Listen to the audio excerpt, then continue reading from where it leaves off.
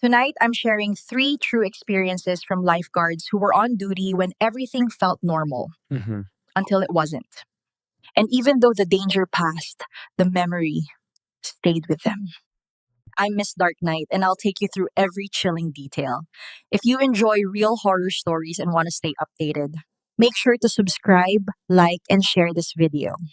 Now, let's step into the world of three true horror lifeguard stories.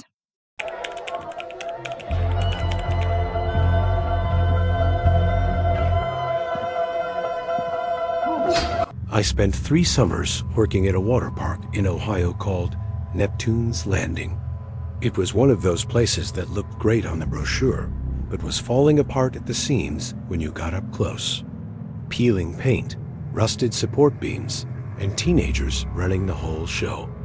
I was 18, the head guard of the slide tower, which meant I was responsible for the park's main attraction, the Blackout. The Blackout was a fully enclosed tube slide. It was pitch black inside, twisting like a snake for 300 feet before spitting you out into a splash pool at the bottom. It was the kind of ride that gave people claustrophobia just looking at it. It was the last weekend of the season. The park was closing in 20 minutes. The sky was already turning a bruised purple, and the air had that biting chill that signals the end of summer. My radio crackled. It was the guard at the bottom of the slide, a kid named Tyler. "Hey, Mark, sensor is tripped on the Blackout. Red light isn't clearing." That happens sometimes. Usually, it just means a heavy kid went down too slow and stopped in a dry patch. Or someone lost a pair of swim trunks and they got stuck over the sensor. I sighed, looked at the line of disappointed guests, and put up the closed chain. Standard protocol for an uncleared sensor is simple. You have to visually clear the slide. Since I was at the top, I had to grab a mat, slide down, and locate the blockage. But I had a bad feeling. The air felt heavy. I radioed Tyler back. "Is anyone coming out?" "Negative," Tyler said. "Last rider went in 45 seconds ago. A little girl, maybe 10 years old. She hasn't exited." My stomach dropped. If a kid stops in the slide, they usually panic. It echoes in there. You can hear them screaming from the top. But I heard nothing. Just the low hum of the water pumps and the distant screams of delight from the wave pool. I sat on the edge of the black tube. The water flow had already been cut by the emergency stop, so the slide was just a damp, dark tunnel smelling of mildew and chlorine. I pushed myself off and began the slow, friction-heavy slide into the dark. I had my whistle in my mouth and a waterproof flashlight in my hand. The beam cut through the darkness, illuminating the scratched plastic walls. It was silent, dead silent. "Hello?" I yelled. "Lifeguard coming down. Stay calm." My voice distorted, bouncing back at me like a demon. I scooted further. The slide creates a lot of static electricity when it's dry. The hair on my arms was standing up. About halfway down, I smelled it. It wasn't the smell of pool water. It was a sharp, metallic tang, like sucking on a penny. Copper. I slid around a sharp banked turn, and my flashlight beam hit something. A blockage. It was the girl. She was lying face down in the curve of the tube, motionless. The water that had pooled around her wasn't blue. It was dark, thick red. "Hey, are you okay?" I scrambled forward, my hands slipping on the slick plastic. I reached her and grabbed her shoulder to turn her over. That's when I saw why she wasn't moving. She wasn't just stuck. She was snagged. Protruding from the bottom of the slide, right through the thick plastic, were jagged, rusty tips of metal, nails, screws, and something that looked like the edge of a serrated hunting knife. They had been driven through from the outside. She had hit them at 30 miles per hour. I won't describe what her chest looked like. It is an image that I see every time I close my eyes.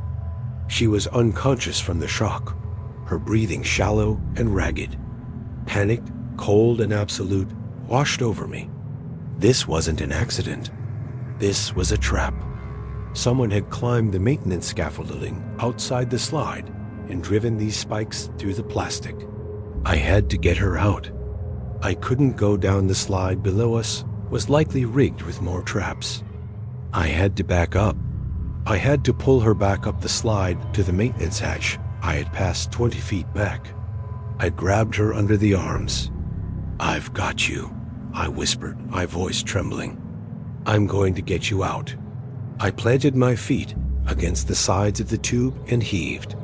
She whimpered. I pulled again, dragging her inch by inch up the slippery incline. My sneakers squeaked against the plastic. Then I heard a sound that made my blood freeze. It was the high-pitched whine of a power drill. It was coming from directly above my head. I froze, shining my light at the ceiling of the tube. The sound grew louder, a mechanical scream grinding against the exterior of the slide. Someone was out there. Someone was standing on the maintenance catwalk, right on the other side of the quarter-inch plastic wall. A drill bit burst through the plastic ceiling, inches from my face. Plastic shavings rained down into my eyes. The killer knew we were in there. He could hear us. He was hunting us like fish in a barrel. I screamed, a primal sound of terror, and scrambled backward, dragging the girl with a strength I didn't know I possessed. The drill retracted. Heavy boots walked down the plastic tube from the outside. He was following us down. I saw the shadow of a hand press against the translucent plastic from the outside, blocking the setting sun. He was bracing himself.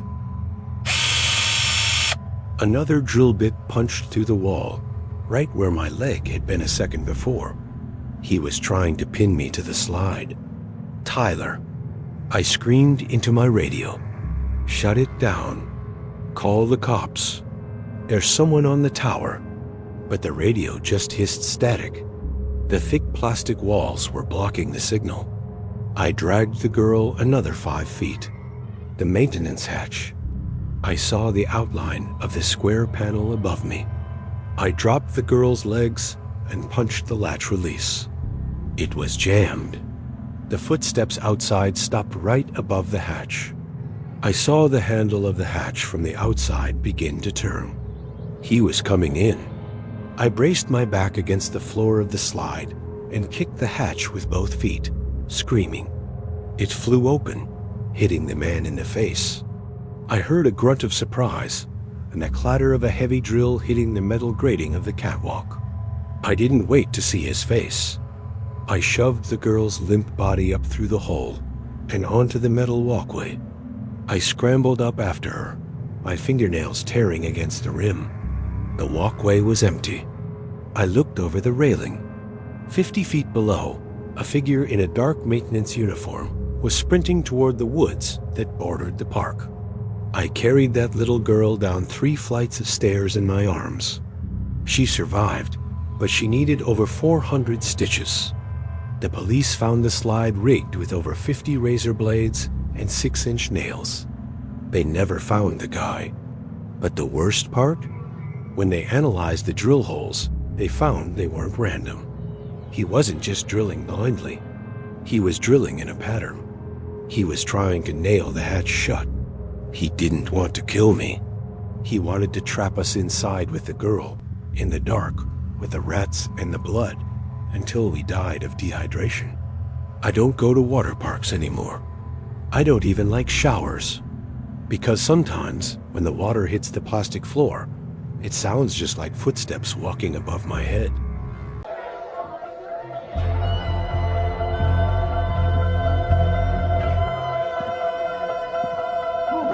The ocean is a predator. If you work as a beach lifeguard long enough, you learn to respect that. But you also learn that the ocean is indifferent. It doesn't hate you. It just wants to consume you. Humans, on the other hand, humans are capable of malice. I was working Tower 4 on a secluded stretch of coastline in Northern California. It's a rough beach, cold water, gray sand, and a rip current that drags like a freight train. Because it's so remote, we mostly get local surfers who know the breaks and loaders who want to walk in the fog. It was a Tuesday, dense fog rolling in off the Pacific. Visibility was maybe 50 yards. I was shivering in my tower, nursing a lukewarm coffee, scanning the gray abyss. That's when I saw him. A swimmer. He was way too far out. Maybe 100 yards, bobbing in the chop. He wasn't swimming. He was treading water, facing the shore. Then both his arms shot up. The universal distress signal. I didn't hesitate. I grabbed my rescue can, that red plastic float you see in the movies, and sprinted across the cold sand.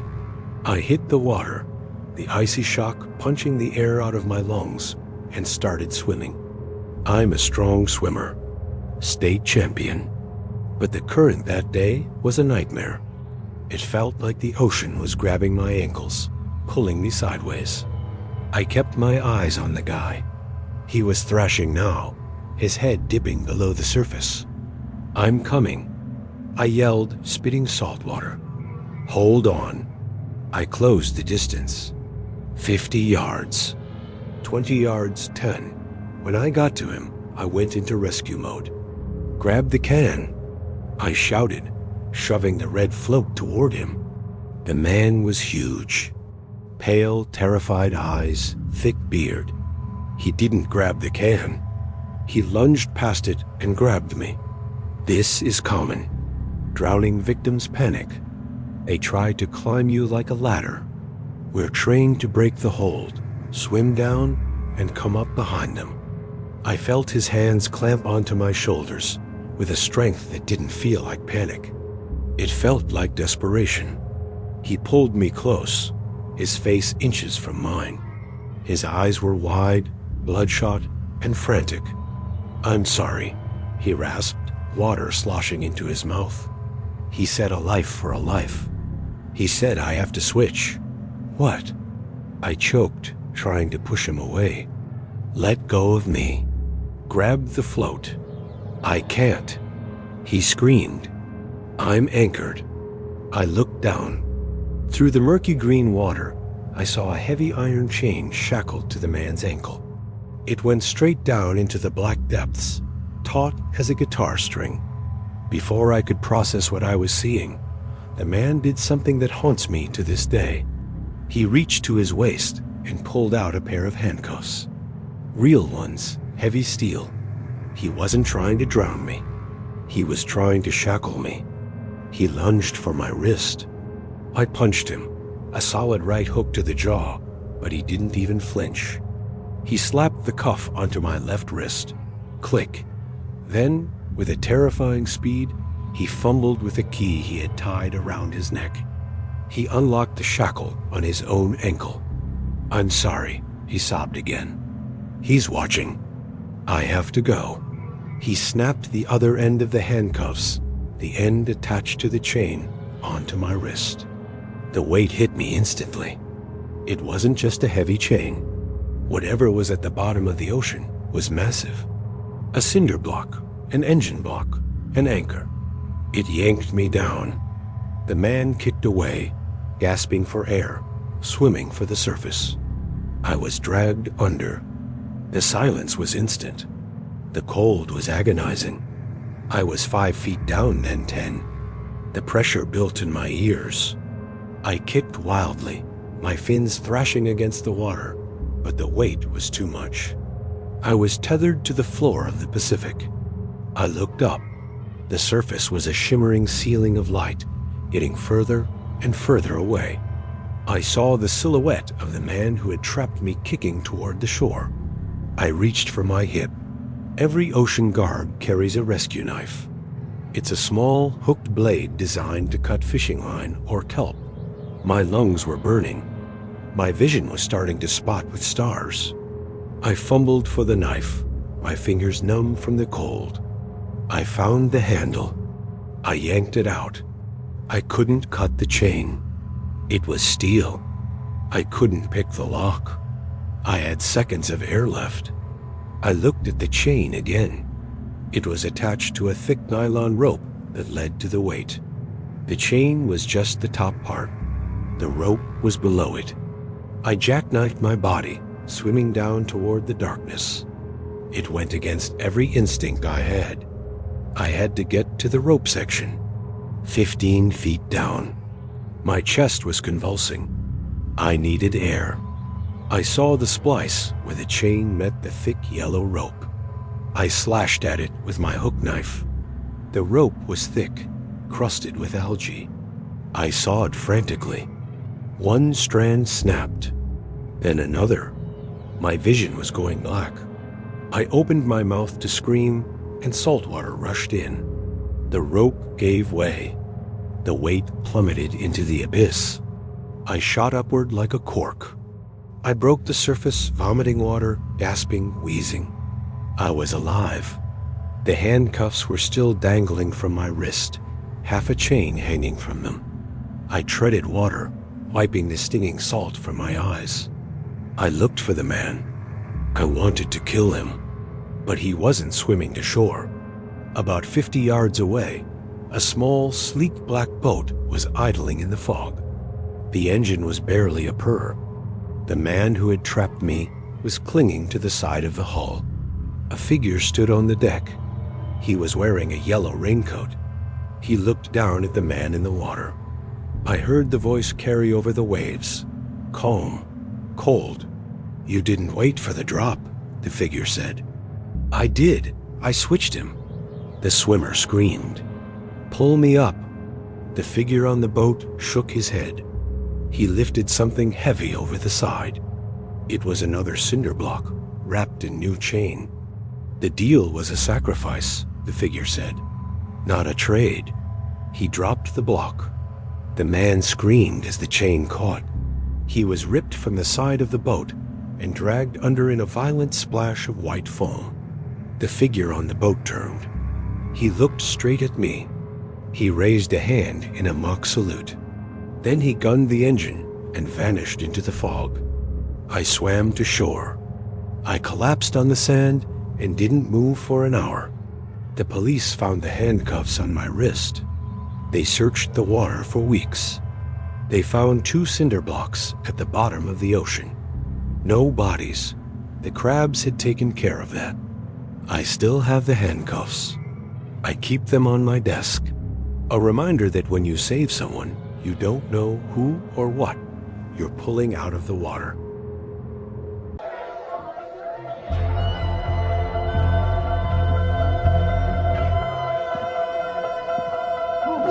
When you work at an indoor pool, you become a bit of a chemist. You learn about pH balance, alkalinity, calcium hardness. You learn that chlorine gas can kill you if you mix it wrong. But you assume the danger is accidental. You assume the safety systems will work. I was the night manager at the Chestnut Hill Community Center. It was an old building, lots of echoing tile and exposed pipes. It was just me and the janitor, a guy named Silas. Silas was odd. He was in his 60s, always mumbling about cleanliness and purity. But he did his job, and he kept to himself. I didn't mind him. It was 10:30 p.m. on a Thursday. The pool was closed. The water was perfectly still, reflecting the fluorescent lights overhead. I was in the office, filling out the daily logs. I started to smell something. It wasn't the usual bleach smell of the pool. It was sharper, acrid. It stung the inside of my nose like sniffing a lemon, but 1,000 times stronger. I rubbed my eyes. They were watering. I walked out onto the pool deck. The air was hazy. A low mist was hovering over the surface of the water. The water itself looked wrong. It was bubbling. Not boiling, but fizzing like a giant glass of soda. "Silas?" I called out. "Did you overshock the pool?" No answer. My coworker, Dave, had stayed late to get a few laps in. I looked for him. His towel was on the bench. His clothes were in a pile. Dave? I walked to the edge of the deep end. The fizzing sound was louder here. Then I saw him. Dave was floating in the middle of the pool. He was face down. "Dave!" I yelled. He didn't move. I didn't think. I just reacted. I kicked off my shoes and dove in. The second my skin hit the water, I knew I had made a fatal mistake. It didn't feel like water. It felt like liquid fire. It wasn't heat. It was chemical. The pain was instantaneous and blinding. It felt like a million needles were being driven into every inch of my body. I screamed, but the water rushed into my mouth, tasting like battery acid. I gagged, my throat seizing up. I thrashed wildly, my eyes squeezing shut as the liquid burned my eyelids. I found the wall and hauled myself out, scrambling onto the rough tile deck. I stripped off my shirt, my skin screaming in agony. I looked at my arms. They were bright red, and the skin was... it was sliding. It was peeling off in sheets, like wet paper. I looked back at the pool. Dave was still floating, but he looked smaller. The water was dissolving him. The filtration system began to roar. It wasn't filtering. It was pumping. The jets on the side of the pool blasted streams of thick, yellow liquid into the tank. I crawled toward the emergency exit, coughing up blood. The fumes were burning my lungs. I reached the push-bar door and shoved it. Locked, chained from the outside. I tried the main entrance. Locked. Then, the PA system crackled to life. Silas's voice echoed through the cavernous room. It was calm, soothing. "Dirt," he whispered. "It's everywhere. In the pores. In the soul. You can't scrub it off, Mark. You have to burn it off." I looked up at the observation window that overlooked the pool deck. Silas was standing there. He was wearing a full hazmat suit and a gas mask. He was holding a large lever. "I emptied the tanks, Mark," he said over the speakers. 4,000 gallons of industrial hydrochloric acid. No dilution. Pure. He pulled the lever. The overhead sprinklers to fire suppression system hissed. But water didn't come out. Silas had bypassed the water main. He had hooked the sprinkler system into the acid tanks. A rain of acid began to fall from the ceiling. I dove under the lifeguard table, curling into a ball as the droplets hissed against the concrete floor around me. The plastic of the table began to smoke. "It cleans everything," Silas droned. "No more germs. No more sin." I knew I was dead. The table was melting. The fumes were suffocating me. I saw the heavy steel oxygen tank we kept for emergencies sitting near the wall. I had one chance. I took a deep breath of the toxic air, grabbed a towel to cover my head, and sprinted through the acid rain. The droplets burned through the towel instantly, searing my back. I screamed, grabbing the oxygen tank. I didn't try to breathe from it. I swung it like a battering ram against the glass of the office window where the phone was. The safety glass shattered. I dove through the window, cutting my legs to ribbons, and landed in the office. The air was slightly better here. I grabbed the landline. I dialed 911. "Acid," I croaked. "Pool. Help." I heard Silas banging on the office door. He was trying to get in to finish the job. I wedged a chair under the doorknob and huddled in the corner, listening to the sizzle of the pool dissolving my friend outside. The fire department arrived 6 minutes later. They had to cut through the doors with saws. When they found me, I had third-degree chemical burns on 40% of my body. I spent 6 months in a burn unit. I have no hair on my arms or legs. My skin looks like melted wax. Silas didn't run. He was sitting in the lobby when the police arrived, scrubbing the floor with a toothbrush waiting for them. He told them he was just trying to sanitize the world. They drained the pool a few days later. There wasn't much left of Dave, just the metal grommets of his swim trunks and the gold filling from his tooth. I work in a library now. It's dry, it's dusty, and the only thing I have to worry about is paper cuts. But sometimes when it rains and the smell of ozone and wet pavement hits the air, my skin starts to itch, and I can feel the burning all over again. And that's all for tonight. Remember, the most terrifying monsters are the ones that look just like us, the ones who might even live right next door.